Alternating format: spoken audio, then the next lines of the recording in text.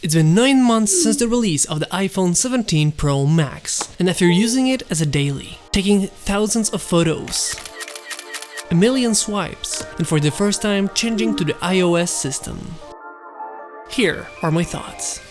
It's been about 9 months since the release of the iPhone 17 Pro Max, and after this time, and coming from Android, what are my thoughts about it? I'm not going to be going over every spec and detail, rather how it is in real-world usage and after this time. So coming from Android for the first time to the iOS system, it felt definitely different. A lot of things were missing for me, or rather it was just the idea of missing, because it's the same but slightly different.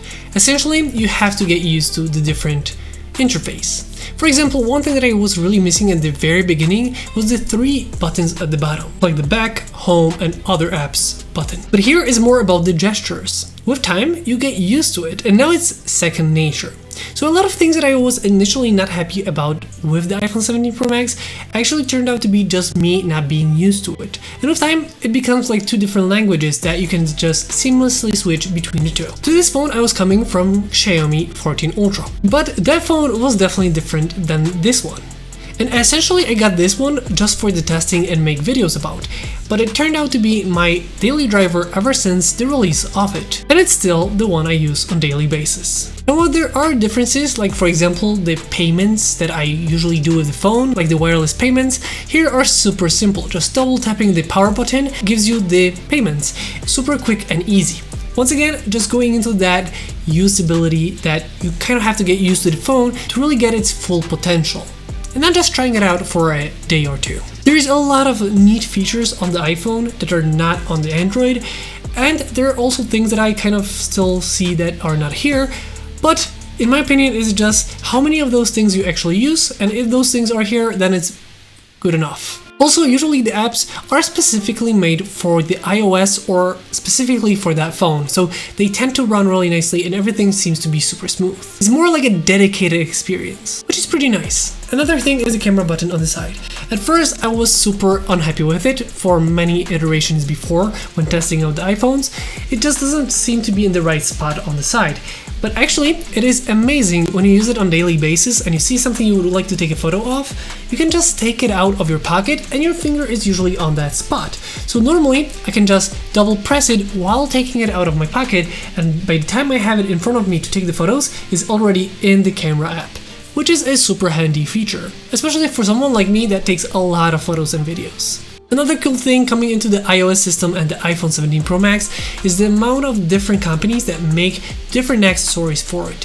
For example, this is my daily driver case. It is a really nice rubbery feel, but not too rubbery, with the MagSafe on the back, and just looks really good, especially since on the front you don't really feel it because it kind of matches the black of the the outside of the phone, so you don't really see that end of the phone. A lot of times, different cases, you feel that case around it.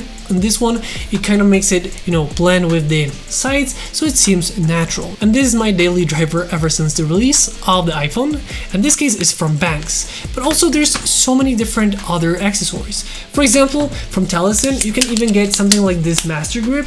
So essentially you have this case, you can put an ND filter, for example, or you can even put a grip that has battery inside of it. You can use it like a normal camera with the buttons on the top and even in vertical. Like, there's so much things you can do with the accessories for the iPhone. I mean, even things that are more everyday, like this magnetic power bank, you can use it with the cables, but you can also just snap it on the back and it's charging the phone that way. It's super easy, convenient, you don't have to think about the wires, and it charges the phone really nicely, even works nice as a handle when using the phone, and this can charge it more than 100%, so it's pretty nice. Or for example, this magnetic tripod that we had on our trip lately, and it was super nice because you can really quickly set it up and film shots with your iPhone. So you have a tripod, you can set up the phone wherever you want because this is magnetic, which just makes it super convenient and easy to use for everyday shooting scenarios. So coming into the iOS system, the iPhone 17 Pro Max, it just makes it so cool because there's like this whole different world of accessories that you don't really get used to when you're coming from a different phone. There's just so many companies doing so many different cool gadgets, accessories for the iPhone. But going into the cameras on the back, I have to say it's like a mixed bag for me. On one hand, they're really consistent and really good in terms of skin tones and people. Like, those photos are really consistent, that makes it super nice, and also consistency in terms of people, because that makes it nice for the people that are in the photos. Something that different brands tend to be a little bit more on a mixed bag. They might have better hardware capabilities because the sensors are bigger, the lenses are better, but it's a mixed bag in terms of photos. Sometimes you take a great photo that just looks like straight from a bigger camera, and sometimes it just doesn't look that good. Even worse is the situation where you take photos of something like a flower, it looks phenomenal, but then you take a photo of a person and it just, that same editing that makes that first photo amazing just doesn't translate well to editing of the face, for example, just a little bit too pale or contrasty, where the iPhone is definitely better in terms of photos of people. And because it's super consistent, it just feels like whatever you throw at it is gonna be okay. It's gonna be pretty good and usable. But I do wish the close focusing distance was better on the iPhone. It just feels like it's missing that a little bit. I wish I could get a little bit closer to the subject for photos before I have to switch to other lenses. Something that the Vivo, the Xiaomi does so much better than the iPhone. It almost feels like the hardware is the limitation and the hardware isn't that amazing compared to the other brands. But the video side of the iPhone 17 Pro Max, I have to say this is probably the best video performance from a smartphone on the market at the moment. I mostly shoot in 4K 60 frames per second, and that makes it super nice in terms of sharpness because 4K is gonna be sharp.